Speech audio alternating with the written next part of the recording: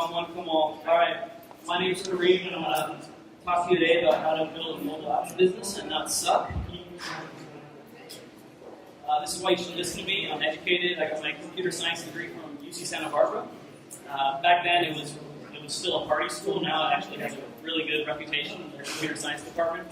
Then I went to work at AT&T for 5 years doing developer support.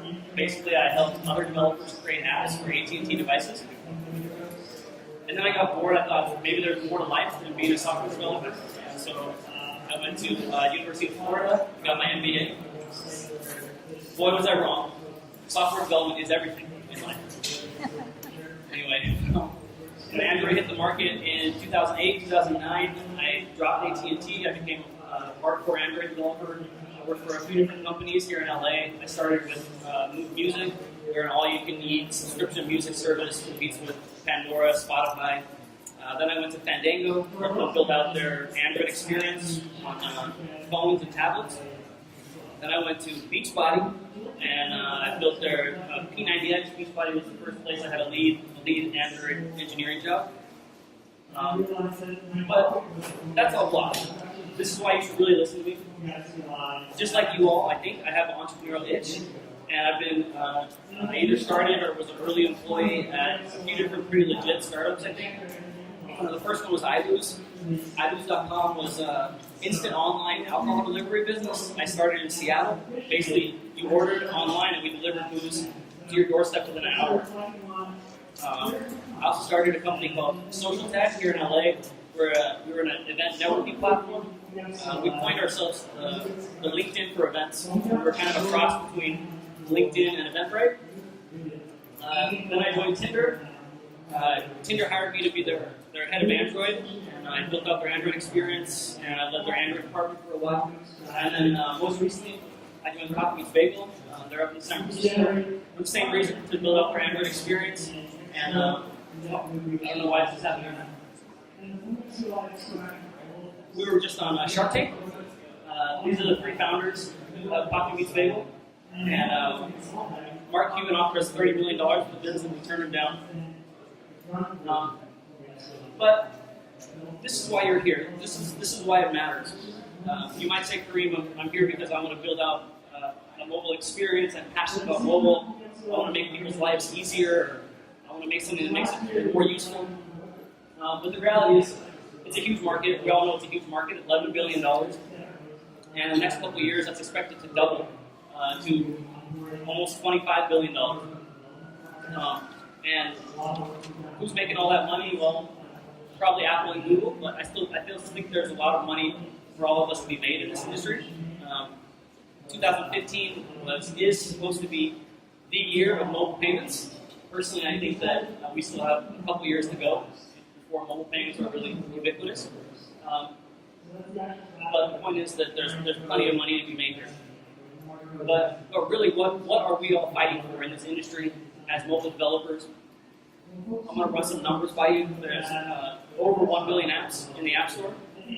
And as we discussed in the last slide, the total revenue for the entire industry is $11 billion. Now, if you do some simple division, then we learn that the average app makes $11,000.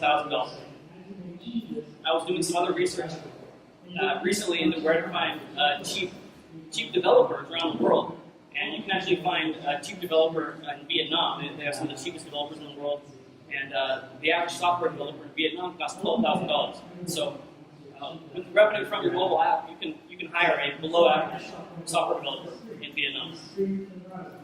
Something to keep in mind. A little more concerning is that the average adult smartphone user has 18 apps installed on their phone. The average adult smartphone user has 18 apps installed on their phone. Over here, on the blue box, is a list of the top 20 apps of 2014. You may recognize some of these, you may have some of these on your phone. The question is, can you build an app that's more useful, or more engaging, or more fun, or more entertaining, or more compelling than these ones on this list? Because that's what you have to do if you want to get a meaningful piece of that $11 billion. That's what you have to do if you want to get onto the average user's handset. Okay, now I'll get into my 12 tips here, and I'll start with ideas are just a multiple of execution. I'm sure you guys have heard this all before, but I still run into people who refuse to share their ideas with me, or they wanted me to sign an NDA, and I think it's just ridiculous. If you were to tell someone your idea, and they could go execute on it better than you and get to market quicker than you, and then doggone it, they probably deserve it. Like, you're just sitting on your ass anyway. So share your ideas. You want to get as much feedback as early as possible on your ideas. This guy, Derek Sievers, created this chart here. It's a scientific table which will tell you how much your idea is worth. And he published it on the internet, so we know it's true. How it works is you multiply the idea greatness coefficient on the left by the execution greatness coefficient on the right, and that equals the value of your idea. So obviously, if you have an awful idea, then it's not worth anything. It's negative. On the other hand, if you have a brilliant idea, even if you don't execute it, then you multiply 20 by 1, and Derek Sievers would argue that a brilliant idea is worth 20 bucks. Personally, I wouldn't pay you 20 bucks for your idea, but there might be some people that would pay you 20 bucks for your idea.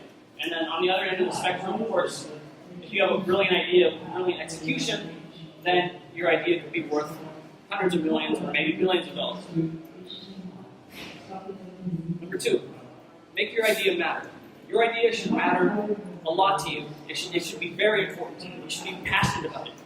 You should be so passionate about your idea that your passion affects others. Because if you're going to build a startup, you're going to build a mobile app business, you have to be so passionate about it that you can convince people to join up with you and work long hours and all that stuff. So make sure that your idea is really important to you. It's something you really care about. That's the only way you're going to get through it. That's the only way that it's going to seem like fun, and it's not going to seem like work. Okay. Keep calm, finish your business plan, or start one. There's a lot of arguments here. But I personally think that the act of writing a business plan is really important. Some people say that we shouldn't write a business plan. I think there's a few reasons for this. One, it's easier than ever now to start a business. The technology is at a point where a lot of non-traditionally business people get into this and think they can start a business. 2, people say that the market changes so fast that by the time you finish the business plan, it's going to be obsolete. And I kind of agree with them there. However, I think that the act and the thinking that goes on when you create a business plan is very valuable, and it will make you prepared for when the market changes. And 3, I think the last reason why people don't want to start business plans is just because people are lazier now. I don't know if it's just a millennial thing, but I think people are just lazier now than they used to be. And I think I can say that because I'm technically a millennial. I don't know, I was born in 1981. Does anybody know the cutoff for millennials? I'm not a millennial. Okay, so I probably shouldn't have said that. Anyway, I would never join a company, a startup, that didn't have a solid business plan and a path to profitability. Even Tinder, when I joined Tinder and I sat down with the CEO and the CTO, I made sure that they had a path to profitability. At the time, they were very hyped up. They were getting like 10,000 downloads a day, and it's very easy to get swept up in that fever. But I made sure that they at least had a path to making money. And now they're getting over 100,000 downloads a day, and they started to make some money. Okay. Number 4 is don't outsource your core competency. You are not a mobile software company if you do not develop your own mobile software. Thank you. Thank you. You are not a mobile software company if you do not develop your own mobile software. I know that's tough to hear if you're not a technical person, but this is the reality. If you're not technical, you need to partner with someone who is technical, or you need to learn it yourself. But hiring someone else to do your software development is a money pit. You'll throw money at them to get your product done, and you'll lose the intellectual capital that you could have spent by having someone in-house to build that software.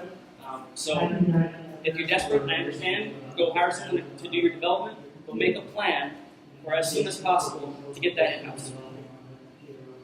Okay, let's talk about the team. The first rule here is don't do it alone. I made this mistake when I started iTunes.com. I pretty much did everything myself.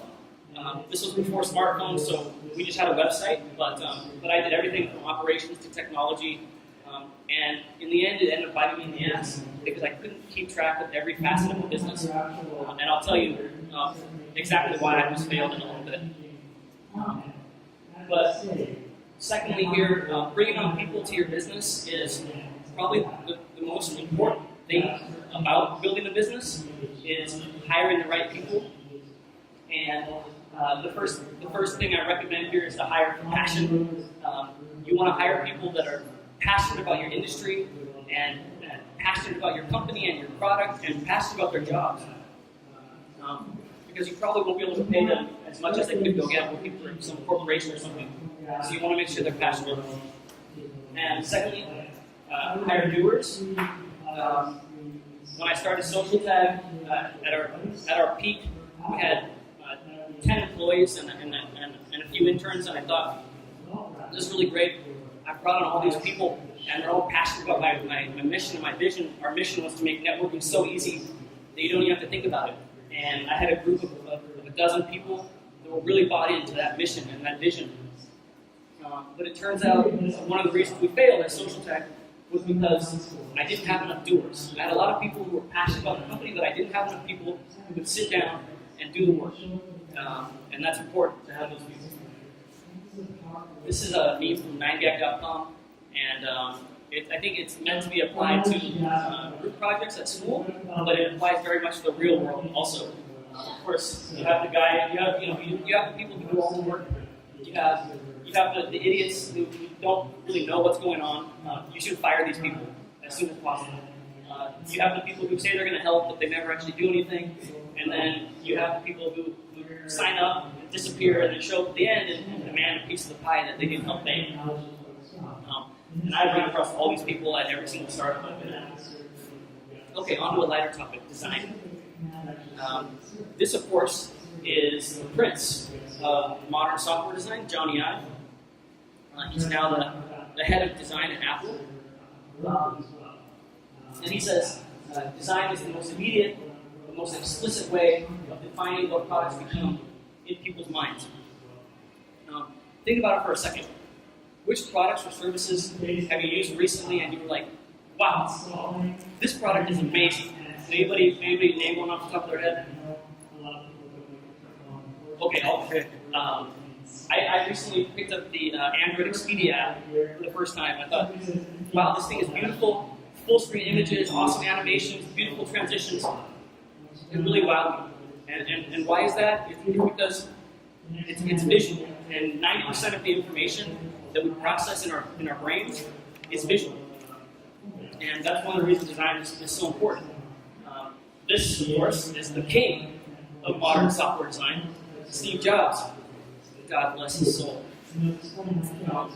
When I got hired at Tinder, my boss, he was the original iOS developer at Tinder. He built the original version of Tinder. He was the inventor of the swipe user pattern. His name's Jonathan Badin. And I noticed on his desk, he had a mouse pad with Steve Jobs' face on it. And I thought that was kind of weird. But over time, I grew to appreciate it. A company like Tinder places the utmost importance on design. Sometimes we would iterate over a design a dozen times before we'd even send it to development. And then even then, once it was in development, we'd keep iterating on it. And I'd be working on something, and then the design would change, and I'd have to recode it.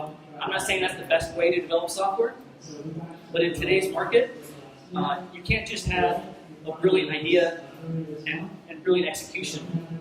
Your app, your product has to look beautiful also, or else consumers will dismiss it. Okay, on to another famous entrepreneur. We have Walt Disney, who said, when you believe a thing, believe it all the way, implicitly and unquestionable. And this comes back to passion. I think that if you really want to be successful in your endeavor, you have to go all in at some point. I know that it's hard if you have a cushy day job that pays you a lot of money, but the fact of the matter is that if you want to be successful in your passion. You have to devote your life to it. If you don't, you'll simply get outmaneuvered, you'll get out-innovated by your competition, because they sure as hell are going to have people who are all in on it, and they're going to beat you. Okay. Number 8 is figure out virality. If you want to be successful, especially in the consumer space, you need to figure out how to make your product viral. There's only so many downloads you can buy, there's only so much money you can spend on advertising before you're out of money. So, this comic is called Going Viral by Sean Nicholson, and the manager says to probably the social media intern, we created this cool new video and we're going to need you to make it go viral. And she says, this is a 22-minute video about the benefits of buying our product. And promptly he said, right, let us know when it's gone viral. So, the point here is that going viral is hard. It's not like you can just flip a switch. It's not like there's a formula for going viral. You have to figure out what are those things in your app that are compelling to share. That's the viral hook. Something compelling that the user wants to share. At Tinder, one of our best viral hooks was when you get a match, we pop up this, it's a match screen, and then there's a button to share. And that was very successful because people get a match, they're very proud. They're no longer a loser of the species. They have a potential mate right there, and they want to share this with their social blogosphere, right? It's an awesome moment, and you want to capitalize on those awesome moments that people feel and ask them to share. And it's not just finding those awesome moments. You have to know how to ask them to share in the right way. This is a company I just heard about in the last couple of weeks called Jet.com. Basically, they're like a cross between Costco and Amazon. It's a subscription shopping service. I don't think they've launched yet, but basically you pay a monthly fee or an annual fee, and you get access to cheap prices, or you get, cheap shopping. And they make all their money off this subscription revenue, and none of it off the margin from the products. And I think it's a good idea, but I think thus far their execution has been brilliant. This is from the front page of their website. It says, refer friends, boost your insider rank, unlock perks, earn Jet stuff. So, if you go to Jet.com, you sign up, and you tell your friends about it, you could earn not their prizes, but actual equity in their company. I think it's brilliant virality. They're probably going to be successful. Okay, on to the juicy stuff. Obey the law. When you're pushing the boundaries of technology and innovation, a lot of times you run up right against the law, and sometimes it can put you out of business. Take Uber for instance. Uber is obviously a brilliant idea with brilliant execution. Obviously they're worth billions of dollars, so it must be. But they've either been shut down or almost shut down in a multitude of places. Portland, New York, Thailand, Spain, the Netherlands, Belgium. I'm missing some, but Las Vegas, Little Rock, Arkansas, some others. They're riding right on the line of innovation and legality. And that's what happened to me with iBooth. Of course, iBooth was never as successful as Uber, but I was running the business out of my garage in Bellevue, which is a suburb of Seattle. And I grew to the point where I outgrew my garage. I had a few employees. I was making a few $1,000s in revenue. So I moved the business to a 1,500 square foot warehouse in downtown Seattle. But the city of Seattle denied my application for a liquor license when I got there. They wouldn't renew my liquor license. So we were forced to shut the business down. It turns out in the state of Washington, you're not allowed to sell alcohol to people if they're already intoxicated. And what we were doing is we had a website, we were taking credit cards on the website, and people could purchase alcohol on the website. And we were not able to tell if they were already intoxicated before we sold them alcohol. So they shut us down. And I think, this is in 2009. I think if I were to operate this business now, I would do a couple things differently. One is I would use Square or some credit card processing thing so I could take credit cards at the door. And two, I think the real reason behind this was that I tried to do everything myself. I didn't have a co-founder, I didn't have advisors. I thought I could do it all myself, and it turns out I couldn't keep tabs on the legal aspect of the business, and so I failed. Do you know a couple of UCLA students have started the exact same Yeah, business? there's a few copycats nowadays, but mine was the original idea. Okay, number 10 is roll out slowly. I think that it's very tempting when you build something and you want to put it out to the entire market. You know, it's your baby and you're proud of it and you want to get it out. But the wise and the prudent developer rolls out slowly. The background image here is, of course, a map, and you can, of course, roll out by geographic region. The Apple App Store and Google Play support this, as well as by language, as well as by market percentage, as they discussed in the panel. Exception to this rule would be, of course, if you have to do an emergency point release. Let's say there's some critical issues, crashes in your app, or just the app is not working as it should, then you may want to make an emergency point release and send it out to everybody all at once. Or if your release is coinciding with a major marketing push. For example, at Coffee Meets Bagel, we were just on Shark Tank, and we wanted to make sure that the newest version of our app was available for everybody before we got on Shark, the day before we got on Shark Tank. So we usually would release by market percentage very slowly, but on this occasion we sent it out to everybody all at once so that everybody would have it. Fortunately, it went all right for us. Okay, number 11, customer service still matters. I think that it's easy when you're making a virtual good like an app. It's easy to say that your customers feel virtual in that you don't actually see them, you don't actually touch them. But your customers are very real, and they're leaving very real reviews and ratings in the app stores that really affect the success of your product. If you have any success, or even if you don't have success in this business, you will need a customer service department to handle those complaints. At Tinder, about a year ago, we were experiencing over 10,000 customer service touches every week. And obviously, there was only 12 of us at the time. That was way more than we could handle, so we hired an entire team of people in the Philippines to be our Tier 1 customer service. And same at Coffee Meets Bagel. We're nowhere near the scale of Tinder, but we have our own in-house customer service team. We've always had in-app purchases at Coffee Meets Bagel, and when you handle money, customer service gets real. And people get really angry if you take their money and don't give them anything. So, yeah. Okay. Lastly, measure everything. I think they touched on this a little bit in the panel. What am I talking about here? First, customer surveys. Once you do a customer survey, before you launch anything, before you write any code, before you put up a launch page, you should survey everyone you know and ask them if this idea you have is something that they'd be interested in using. If so, would they be interested in paying for it? If so, how much? Would they tell their friends about it? Etc., etc. This is how you determine your product market fit. I like Survey Monkey. Google Forms works. After you do your customer survey, you should put up a landing page. And this is really just another form of customer survey.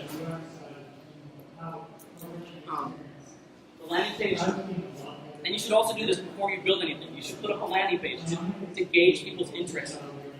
The landing page should have like a mock-up and some product benefits listed, and a little box where they can enter in their email to be notified of your super selective alpha launch. And you should experiment with that landing page. You should A/B test the landing page. You should experiment with different mock-ups. You should experiment with different product benefits to really hone in on what people are looking for. And of course, after you've built your app, you should A/B test different things in the app. Optimizely is a good tool that we just started to use at Coffee Meets Bagel. To figure out what to A/B test. That is also specific to your app. At Coffee Meets Bagel, we have an in-app currency called Coffee Beans, and we experiment a lot with how much people are willing to pay for those coffee beans, and then how many coffee beans people are willing to spend on different features in the app. So you should do A/B tests voraciously, but what you should test depends on, of course, your specific app and your specific industry. And analytics, you should integrate analytics into your app from the very beginning. I've integrated most of the analytics platforms out there, including building some custom ones. But my favorites are Flurry and Google Analytics. But you should be measuring every user action, and it's not enough to just measure it. You need to study the results, and this is a discipline in its own. A lot of big companies are hiring data scientists to really study all that data and glean useful insights. It's not enough to just measure it. You got to study it. You got to look at it. You have to be able to determine what course of action you should take from that data. Okay, we're done. As a bonus, celebrate the little things. The road to a $1 billion startup or even a $1 million startup is fraught with difficulties and perils, and I think the healthy thing to do is to celebrate all the little victories along the way, keep the team motivated, and have a good time. Cheers. That's it.